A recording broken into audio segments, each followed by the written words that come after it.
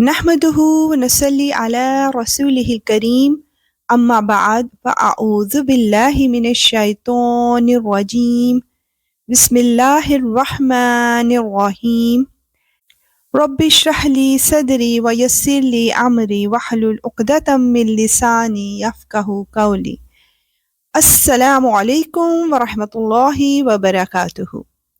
اللہ سبحانہ و تعالیٰ ہم سب کے ایمان، جان، مال اور عزت کی حفاظت فرمائے، آمین۔ الحمدللہ لاسٹ ایپیسوڈ میں ہماری سورہ مائدہ کمپلیٹ ہوئی تھی اور آج ماشاءاللہ سورہ انعام سٹارٹ ہونے جا رہی ہے۔ پہلے اس کی تھوڑی سی تعریف بیان کر دیتی ہوں۔ سورہ انعام مکی ہے، قرآن پاک کی ترتیب کے اعتبار سے اس کا نمبر 6 ہے اور نزول کے اعتبار سے اس کا نمبر 55 ہے۔ اس میں 165 آیات ہیں اور 20 رکوع ہیں۔ عربی زبان میں انعام چوپایوں کو کہتے ہیں۔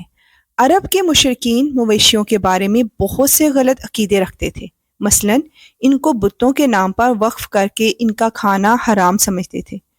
چونکہ اس سورہ میں ان بے بنیادی عقائد کی تردید کی گئی ہے، اس لیے اس کا نام سورہ انعام رکھا گیا ہے۔ تو آئیے دیکھتے ہیں کہ اس سورہ میں اللہ سبحانہ و تعالیٰ سے ہماری کیا کیا باتیں ہوتی ہیں۔ اس سورہ کی پہلی 3 آیات میں اللہ سبحانہ و تعالیٰ کی صفات بیان کی جا رہی ہیں۔ تمام تعریفیں اللہ کی ہیں، جس نے آسمانوں اور زمین کو پیدا کیا اور اندھیریاں اور روشنی بنائی۔ پھر بھی جن لوگوں نے کفر اپنا لیا ہے وہ دوسروں کو خدائی میں اپنے پروردگار کے برابر قرار دے رہے ہیں۔ استغفر اللہ۔ وہی ذات ہے جس نے تم کو گیلی مٹی سے پیدا کیا، پھر تمہاری زندگی کی ایک میعاد مقرر کر دی اور دوبارہ زندہ ہونے کی ایک متعین میعاد اسی کے پاس ہے، پھر بھی تم شک میں پڑے ہوئے ہو۔ اور وہی اللہ آسمانوں میں بھی ہے اور زمین میں بھی، وہ تمہارے چھپے ہوئے بھید بھی جانتا ہے اور کھلے ہوئے حالات بھی، اور جو کچھ کمائی تم کر رہے ہو اس سے بھی واقف ہے۔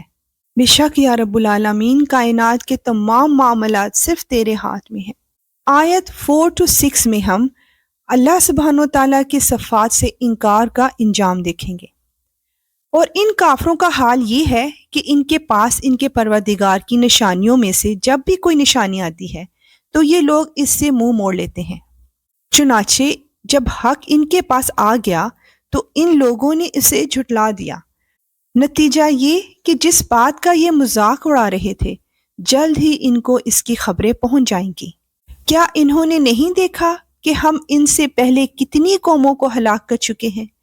ان کو ہم نے زمین میں وہ اقتدار دیا تھا جو تمہیں نہیں دیا۔ ہم نے ان پر آسمانوں سے خوب بارشیں بھیجی اور ہم نے دریاؤں کو مقرر کر دیا کہ وہ ان کے نیچے بہتے رہیں، لیکن پھر ان کے گناہوں کی وجہ سے ہم نے ان کو ہلاک کر ڈالا اور ان کے بعد دوسری نسلیں پیدا کی۔ بے شک یا رب العالمین تیرے لیے کچھ مشکل نہیں، تو ہر چیز پر قادر ہے۔ آیت 7 سے 11 میں نبی پاک صلی اللہ علیہ وآلہ وسلم کی دلجوئی کی جا رہی ہے۔ آئیے دیکھتے ہیں کہ وہ کیسے۔ اور ان کافروں کا حال یہ ہے کہ اگر ہم تم پر کوئی ایسی کتاب نازل کر دیتے جو کاغذ پر لکھی ہوئی ہوتی، پھر یہ اسے اپنے ہاتھوں سے چھو کر بھی دیکھ لیتے، تو جن لوگوں نے کفر اپنا لیا ہے وہ پھر بھی یہی کہتے کہ یہ کھلے ہوئے جادو کے سوا کچھ نہیں۔ اور لوگ یہ کہتے ہیں کہ اس پیغمبر پر کوئی فرشتہ کیوں نہیں اتارا گیا، حالانکہ اگر ہم کوئی فرشتہ اتار دیتے تو سارا کام ہی تمام ہو جاتا، پھر ان کو کوئی مہلت نہ دی جاتی۔ اور اگر ہم فرشتے ہی کو پیغمبر بناتے تب بھی اسے کسی مرد ہی کی شکل میں بناتے اور ان کو پھر ہم اسی شبہ میں ڈال دیتے جس میں اب مبتلا ہیں۔ اور اے پیغمبر، حقیقت یہ ہے کہ تم سے پہلے بھی بہت سے رسولوں کا مذاق اڑایا گیا ہے، لیکن نتیجہ یہ ہوا کہ ان میں سے جن لوگوں نے مذاق اڑایا تھا ان کو اسی چیز نے آ گھیرا جس کا وہ مذاق اڑایا کرتے تھے۔ اللہ اکبر۔ ان کافروں سے کہو کہ ذرا زمین میں چلو پھرو، پھر دیکھو کہ پیغمبروں کو جھٹلانے والوں کا کیسا انجام ہوا۔ بے شک یا رب العالمین حق کو جھٹلانے والوں کا انجام بہت برا ہے۔ آیت 12 سے 14 میں بتایا جا رہا ہے کہ اللہ سبحانہ و تعالیٰ کس قدر غنی ہے۔ ان سے پوچھو کہ آسمانوں اور زمین میں جو کچھ ہے وہ کس کی ملکیت ہے؟ پھر اگر وہ جواب نہ دیں تو خود ہی کہہ دو کہ اللہ ہی کی ملکیت ہے، اس نے رحمت کو اپنے اوپر لازم کر رکھا ہے، اسی لیے توبہ کر لو تو پچھلے سارے گناہ معاف کر دے گا، ورنہ وہ تم سب کو ضرور بالضرور قیامت کے دن جمع کرے گا، جس کے آنے میں کوئی شک نہیں ہے۔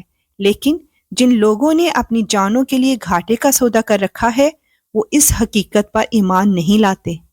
اور رات اور دن میں جتنی مخلوقات آرام پاتی ہیں سب اسی کے قبضے میں ہے، اور وہ ہر بات کو سنتا، ہر چیز کو جانتا ہے۔ کہہ دو کہ کیا میں اللہ کے سوا کسی اور کو رکھوالا بناؤں، اس اللہ کو چھوڑ کر جو آسمانوں اور زمین کا پیدا کرنے والا ہے، اور جو سب کو کھلاتا ہے، کسی سے کھاتا نہیں۔ کہہ دو کہ مجھے یہ حکم دیا گیا ہے کہ فرما برداری میں سب لوگوں سے پہلے کرنے والا میں بنوں، اور تم مشرکوں میں ہرگز شامل نہ ہونا۔ بے شک یا رب العالمین تو بہت غنی ہے، کل کائنات کی ہر چیز کا مالک صرف اور صرف تو ہے، اور تو ہر چیز پر قادر ہے۔ اے اللہ، اس کتاب قرآن پاک میں سے ہماری زبانیں جو پڑھتی ہیں، اس میں ہمیں تفکر، تدبر، اس کی سمجھ عطا فرما، اور اس کے معنوں اور عجائبات کی پہچان کروا، اور جب تک ہم زندہ رہیں اس کے مطابق عمل کریں۔ بے شک تو ہر چیز پر قدرت رکھنے والا ہے۔ آمین یا رب العالمین۔ انشاءاللہ ملیں گے نیکسٹ آیات کے ساتھ۔ اب اجازت، وآخر دعوانا ان الحمد للہ رب العالمین۔ سبحانک اللہم وبحمدک، اشہد ان لا الہ الا انت، استغفرک واتوب الیک۔ السلام علیکم ورحمۃ اللہ وبرکاتہ۔